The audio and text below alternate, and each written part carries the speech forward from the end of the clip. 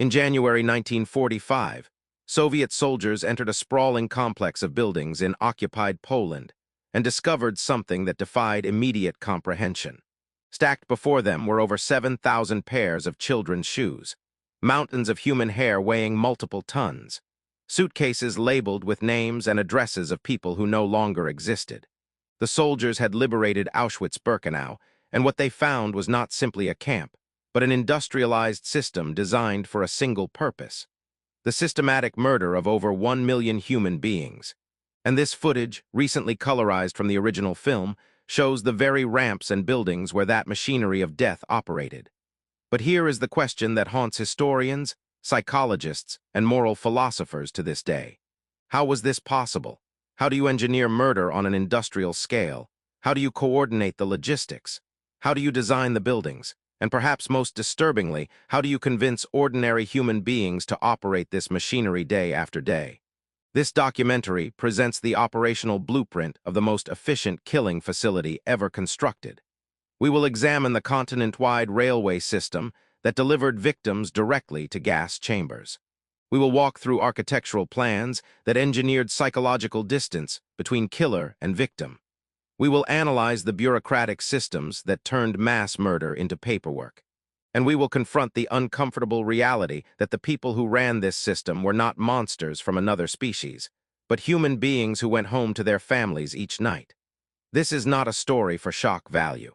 Every detail you will hear is documented, sourced, and preserved in the archives of institutions including the Auschwitz-Birkenau State Museum, the United States Holocaust Memorial Museum, and Yad Vashem. That's what I'm saying. This is a story we must understand, because only by comprehending how this happened can we recognize the warning signs if such machinery begins to assemble again.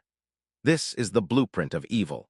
Auschwitz was not a single location, but a complex of over 40 camps spread across 25 square miles of occupied Poland. The main camp, Auschwitz I, was established in 1940 in former Polish army barracks. But when Nazi leadership decided to expand their operations in 1941, they built something unprecedented. Auschwitz II, known as Birkenau, contained the industrial killing facilities.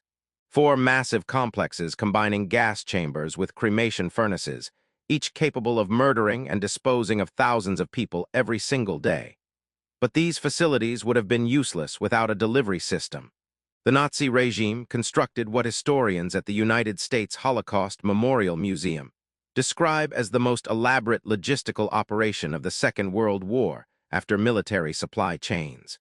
A railway network designed to transport human beings from every corner of Nazi-occupied Europe directly to the gates of Birkenau. Trains arrived from France, from Holland, from Greece, from Hungary, from Norway. Jews, Roma, political prisoners, Soviet prisoners of war, all classified by Nazi bureaucracy as targets for elimination. The documents in the German Federal Archives show the meticulous planning behind these transports. Reichsbahn railway officials coordinated schedules, calculated freight costs per person, arranged priority routing. According to research published by the Holocaust Education and Archive Research Team, the German National Railway billed the SS 4 Pfennigs per person per kilometer for adults, half price for children under 10, free for children under 4. Group rates were available. This was murder processed through standard corporate billing. Between 1942 and 1944, over 400 trains arrived at Birkenau, some carrying over 2,000 people in sealed freight cars with no water, no sanitation, no air. Many died during transport. For those who survived the journey, the train would slow and pass through the iconic gatehouse, the image that has come to symbolize the Holocaust in collective memory. The tracks extended directly into the camp, right up to the selection ramp between the gas chambers. Here is where the industrial logic of Auschwitz became fully visible. As prisoners stumbled from the train cars, disoriented, desperate for water, they were immediately sorted by SS doctors and enlisted prisoners into 2 lines. According to testimony compiled by Yad Vashem from survivors and documented in the Frankfurt Auschwitz trials of 1963 through 1965, this selection process took minutes. Children, the elderly, pregnant women, anyone who appeared weak or sick, directed to one side. Healthy young adults who could work, directed to the other. The people sent to the right were told they were going to shower and disinfect. They were told to remember where they left their belongings so they could reclaim them after. They were led directly into the killing facilities. Most were dead within 2 hours of arriving. The people sent to the left became registered prisoners, assigned numbers, and entered the camp economy. Their survival depended entirely on whether they remained useful. But to understand how this system actually worked, we need to examine the architecture. The physical design of the buildings, where over 900,000 people were murdered.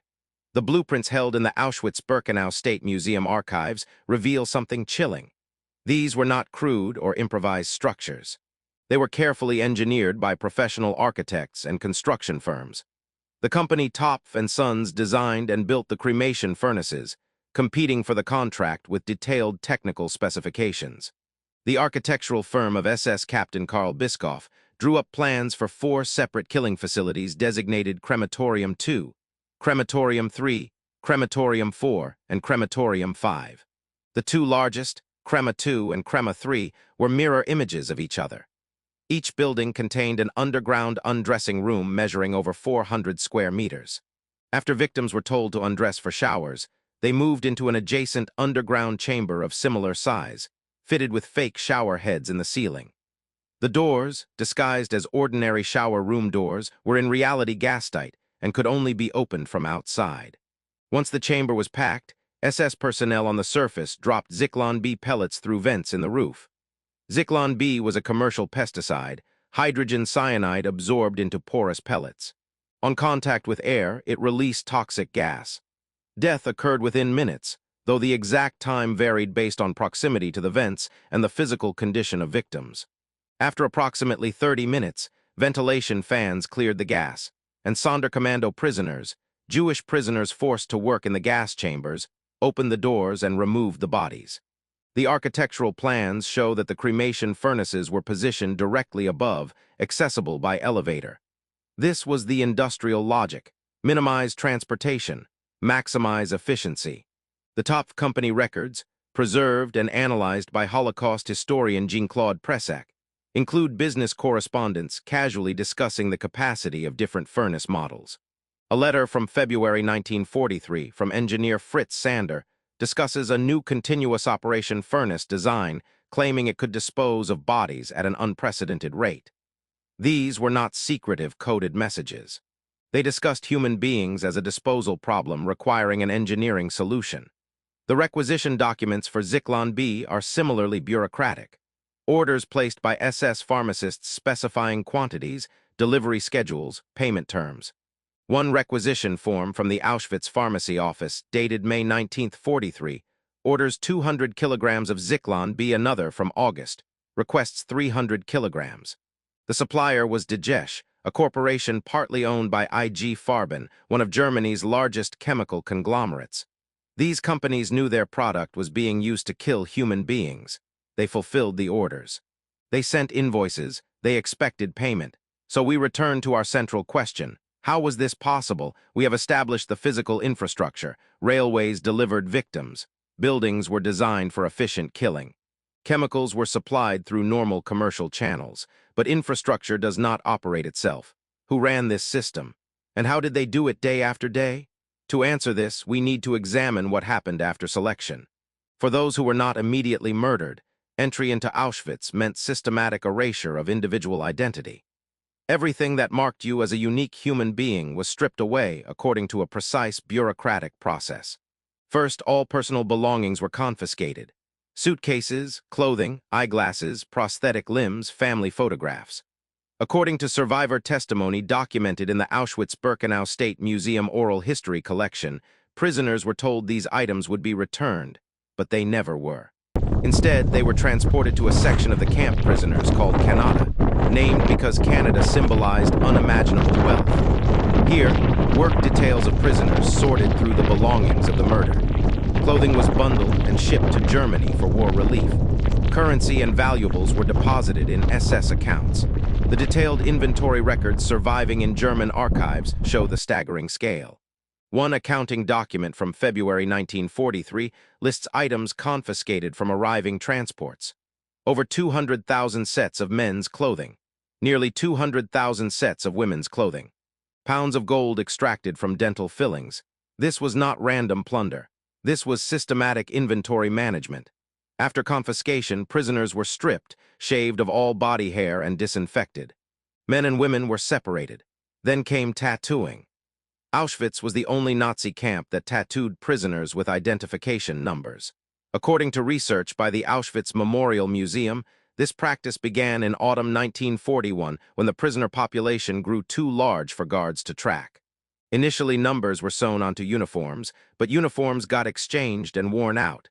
Tattooing solved the identification problem permanently. The process was simple.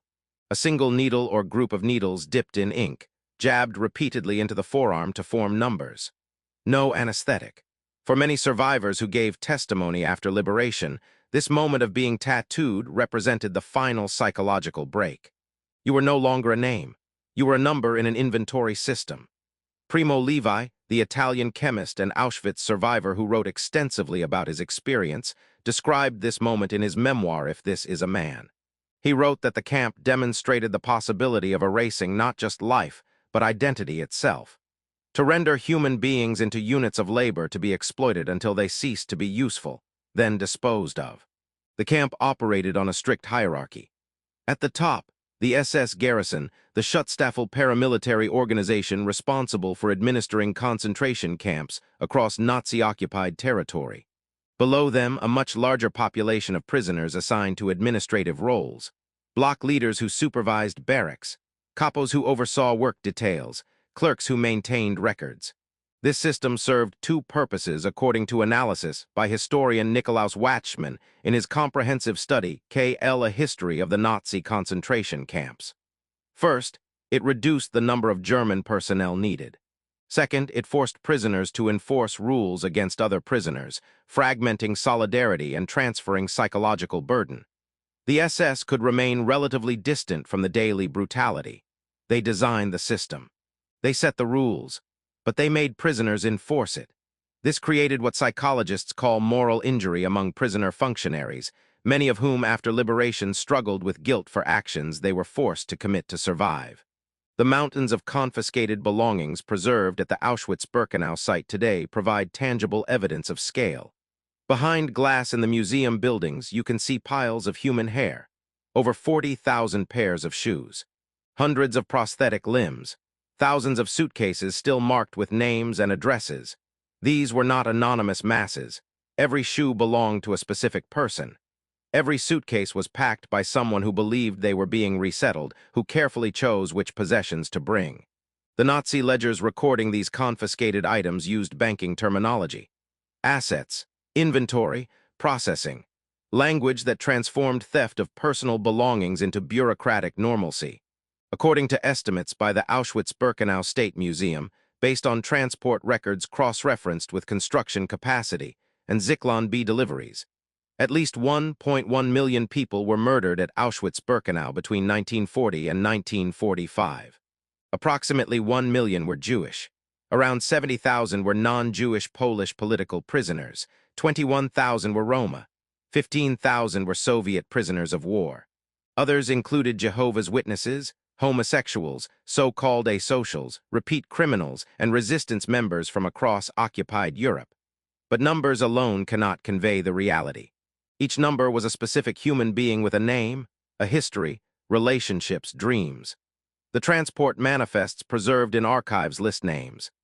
The Auschwitz Memorial Museum has worked for decades to identify as many victims as possible, creating a database of names recovered from transport lists, registration documents, and post-war testimony. But the majority were murdered so quickly after arrival, they were never registered. These people left no documentary trace in camp records. We know they existed only through transport manifests showing they boarded trains, and through the gap between the number who arrived and the number who were registered. They were murdered within hours and their bodies burned, becoming part of the anonymous dead. This anonymity was not accidental. It was engineered into the system. By murdering people immediately without registration, the Nazis created a class of victims with no official existence. People who simply vanished.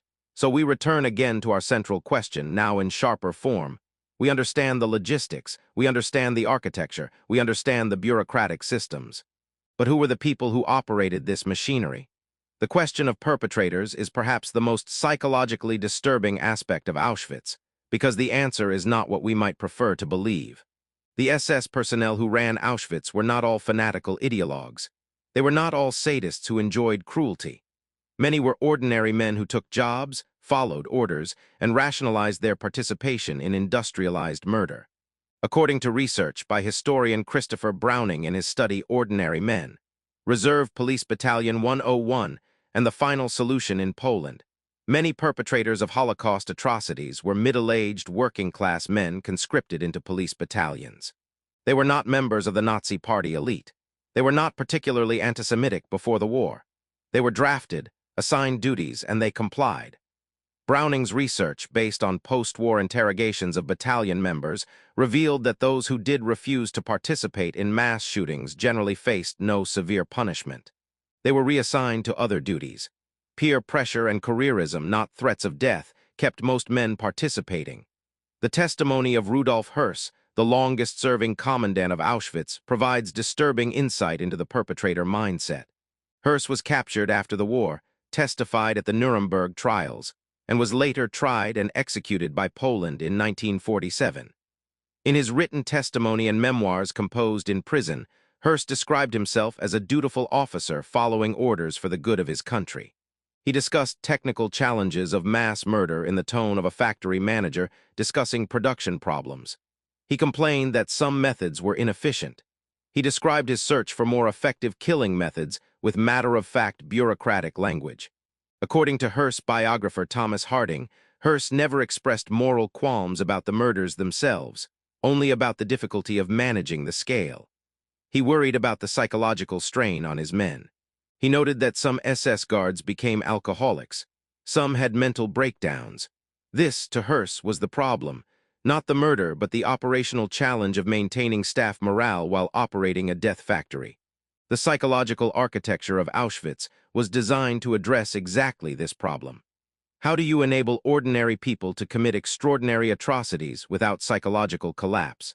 The answer lies in a series of psychological mechanisms documented in trial testimonies and historical research.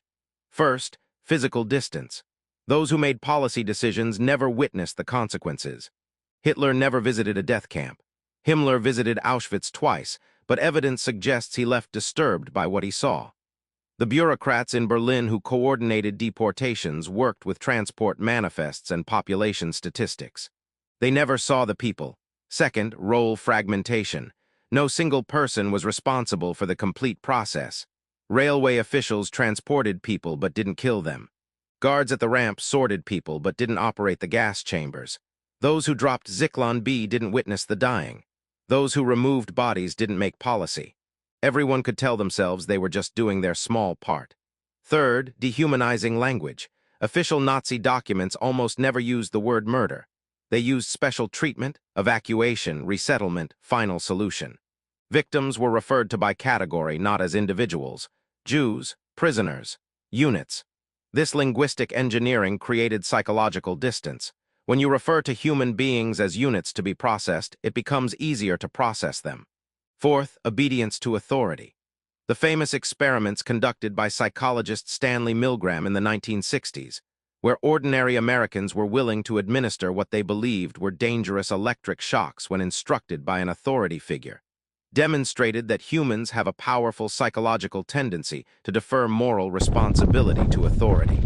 At Auschwitz, orders came from the highest levels of Nazi leadership. Individual guards could rationalize that they were not personally responsible. They were following orders from legitimate state authority. Fifth, ideological framework. Nazi propaganda spent years dehumanizing Jews and other targeted groups, portraying them as existential threats to German society. This propaganda created a framework where murder could be reframed as self-defense. The victims were not innocent people, but dangerous enemies. Sixth, collective action. When everyone around you is participating, non-participation becomes socially and professionally costly. According to survivors' testimony compiled in the Frankfurt Auschwitz trials, guards who expressed sympathy for prisoners were ostracized by fellow SS members. The social pressure to conform was immense. Seventh, intoxication. Evidence from SS personnel records and testimony indicates widespread alcohol abuse among camp staff. Alcohol numbed psychological discomfort and lowered inhibitions. Several perpetrators testified after the war that they could not have performed their duties sober. And eighth, careerism. Service at Auschwitz offered opportunities for promotion, increased pay, access to confiscated goods. SS personnel could and did build careers on efficient management of killing operations. The system rewarded those who performed well and marginalized those who resisted. These mechanisms combined to create what psychologists call moral disengagement. The ability to commit acts that violate your own stated moral principles without experiencing overwhelming guilt or cognitive dissonance. Research by psychologist Albert Bandura on moral disengagement identifies the same mechanisms used at Auschwitz appearing in other atrocities throughout history. Abu Ghraib, Rwanda, Bosnia, Cambodia. The specific ideologies differ, but the psychological architecture of mass atrocity remains remarkably consistent. Dehumanization, diffusion of responsibility, obedience to authority, euphemistic language. Moral justification. Understanding these mechanisms is crucial because it reveals an uncomfortable truth. The people who operated Auschwitz were not inhuman monsters beyond our comprehension. They were human beings who operated within a system specifically designed to make their participation psychologically possible. This does not excuse their actions. They still made choices. They still hold moral responsibility. But it does mean that given the right circumstances, the right social pressures, the right ideological framework, ordinary people can become perpetrators of extraordinary evil. And this brings us back to our central question. How was industrial-scale murder possible? We now have the engineering answer. It was possible because the Nazi regime constructed a system with interlocking physical, logistical, bureaucratic, and psychological components. The railways delivered victims. The architecture maximized killing efficiency while minimizing perpetrator exposure. The bureaucracy transformed murder into paperwork. The language disguised reality. The hierarchy diffused responsibility. The ideology provided justification, and the social environment punished dissent while rewarding participation. Each component alone would have been insufficient. Together, they created a machine that murdered over 1 million people in less than 5 years. But knowing how the machine worked is not enough. We also need to understand what destroyed it. Because Auschwitz did not end because perpetrators developed consciences or because the system collapsed under its own moral weight. Auschwitz ended because the Soviet Red Army advanced from the east and the Nazi regime, facing military defeat, began evacuating camps. In November 1944, with Soviet forces approaching, Reichsfuhrer SS Heinrich Himmler ordered the gassing operations at Auschwitz to cease and the gas chambers to be destroyed. This was not motivated by moral awakening. It was motivated by a desire to hide evidence of crimes. SS personnel at Auschwitz began dismantling Krema 2, Krema 3, Krema 4, and Krema 5. They blew up the buildings. They filled in the foundations. They burned documents. In mid-January 1945, as Soviet forces closed in, the SS evacuated approximately 60,000 prisoners from Auschwitz and its subcamps. These prisoners were forced to march westward in winter conditions with inadequate clothing and no food. Approximately 15,000 died during these death marches. The SS intended to leave no witnesses, but they miscalculated. The evacuation was incomplete. On January 27, 1945, Soviet soldiers from the First Ukrainian Front entered Auschwitz and found approximately 7,000 prisoners left behind. These were the weakest, the sickest, those the SS judged too frail to survive the march and therefore not worth the effort of killing. The Soviet forces also found the physical evidence the SS had tried to destroy. Partially demolished gas chambers, warehouses still filled with confiscated belongings, documents that had not been burned, and piles of children's shoes. The liberation footage filmed by Soviet camera operators shows skeletal survivors, some unable to stand, staring at the cameras with expressions of shock and disbelief. These same liberators found over 7,000 kilograms of human hair in storage, awaiting shipment to German textile factories. They found over 370,000 men's suits, over 836,000 women's coats and dresses, tens of thousands of pairs of shoes. The sheer quantity of personal belongings provided irrefutable physical evidence of scale. The Soviet investigators began compiling documentation immediately. They interviewed survivors. They photographed the site. They gathered Nazi documents. This evidence was presented at the Nuremberg trials and subsequent prosecutions. The testimony of survivors, the physical artifacts, the Nazi documents, the architecture itself, all combined to create an overwhelming evidentiary record. Holocaust deniers have attempted to dispute this evidence, but their arguments collapse under scrutiny.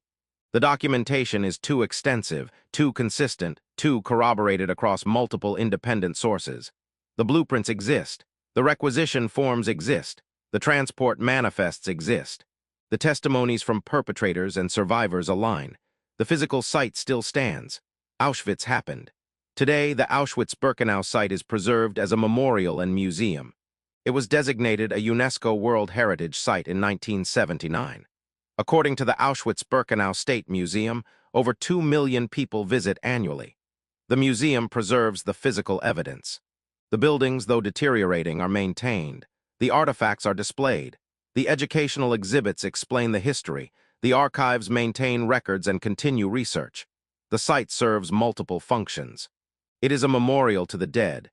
It is a historical document. It is an educational institution. And it is a warning. The phrase that has come to define Holocaust remembrance is never again. But those words ring hollow unless we genuinely understand what we are pledging to prevent. We cannot stop genocide by simply declaring it evil and unthinkable. Genocide happens when ordinary bureaucratic, technological, and social systems are reorganized toward eliminationist goals. It happens when dehumanizing rhetoric becomes normalized. It happens when diffusion of responsibility allows individuals to participate in collectively monstrous actions. It happens when legal and moral prohibitions are suspended for certain categories of people. Since Auschwitz was liberated, genocide has occurred in Cambodia, in Rwanda, in Bosnia, in Darfur. The specific ideologies differ, the targeted groups differ, but the mechanisms remain recognizable: dehumanization, bureaucratic processing, technological efficiency, euphemistic language, diffusion of responsibility. Auschwitz was not an aberration disconnected from normal human society. It was an extreme development of systems and psychological mechanisms that exist in all societies. Industrial logistics, bureaucratic administration, technological problem-solving, obedience to authority, in-group preference. These are not inherently evil, but when channeled toward eliminationist ends by a powerful authoritarian state, they become components of a killing machine. The lesson of Auschwitz is not that there exists a category of evil people capable of unique atrocities. The lesson is that under certain conditions, systems can be constructed that enable ordinary people to commit extraordinary atrocities. So what does never again actually require? First, maintaining historical memory. The generation of survivors is nearly gone. Soon there will be no living witnesses. Preserving detailed historical documentation becomes even more critical. Organizations like Yad Vashem, the United States Holocaust Memorial Museum, and the Auschwitz-Birkenau State Museum maintain archives, conduct research, and provide educational resources. These institutions ensure that the history cannot be erased or distorted. Second, recognizing warning signs. Genocide does not begin with gas chambers. It begins with rhetoric that dehumanizes groups. It escalates through legal discrimination. It advances through segregation. It intensifies through violence that goes unpunished. At each stage, there are opportunities to intervene, but intervention requires recognizing the pattern. Third, protecting democratic norms and human rights. Auschwitz was possible because the Nazi regime dismantled legal protections and democratic institutions that might have prevented escalation. When courts become tools of state power rather than independent arbiters, when press freedom is eliminated, when political opposition is criminalized, the guardrails against atrocity are removed. Fourth, resisting dehumanization. When political rhetoric begins classifying groups of people as vermin, as parasites, as existential threats, we must recognize this as the linguistic architecture of genocide. Language shapes thought. When we accept dehumanizing language, we take the first step toward accepting dehumanizing policy. Fifth, accepting personal moral responsibility. The lesson of perpetrator psychology is that diffusion of responsibility enables atrocity. We cannot hide behind orders, behind role obligations, behind bureaucratic process.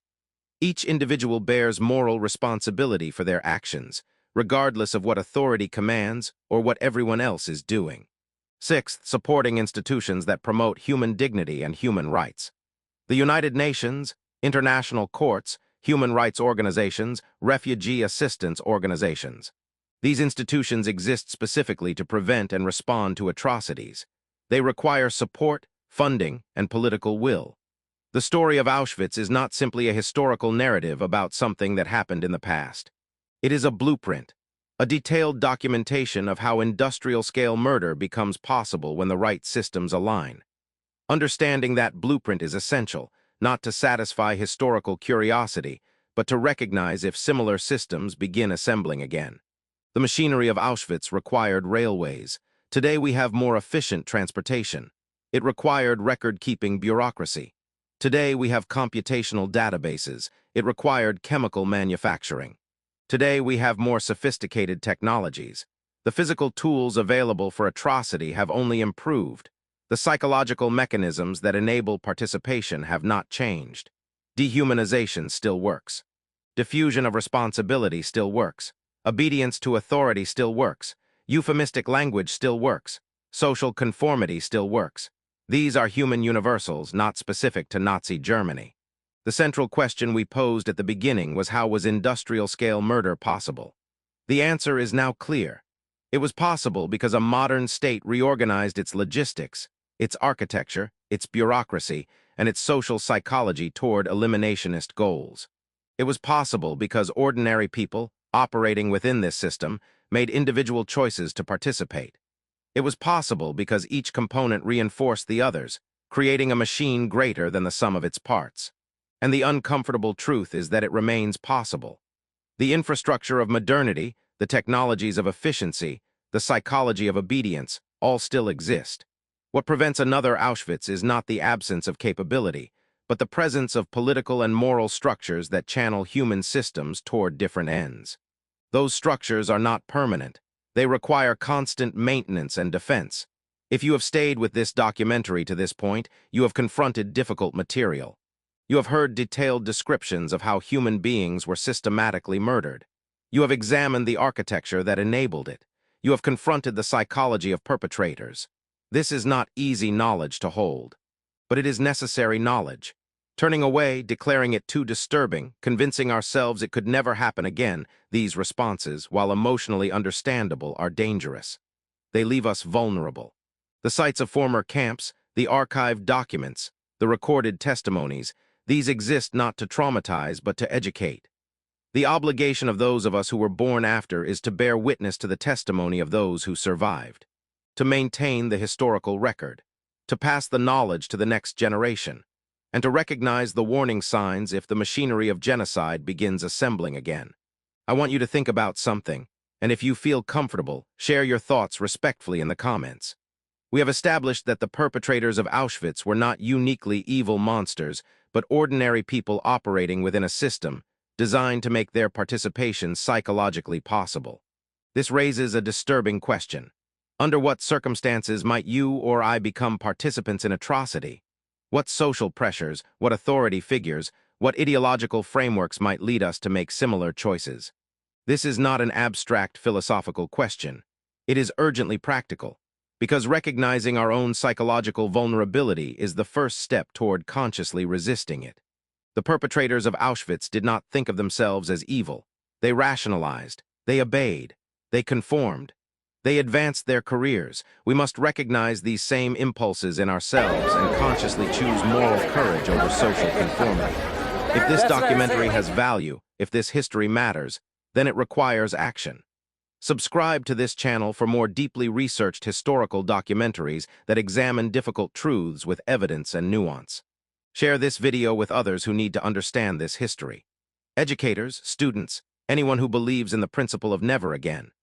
In the next documentary, we will examine the Sonderkommando revolt of October 1944, when Jewish prisoners forced to work in the gas chambers staged an armed uprising, destroyed one of the crematoria, and killed several SS guards.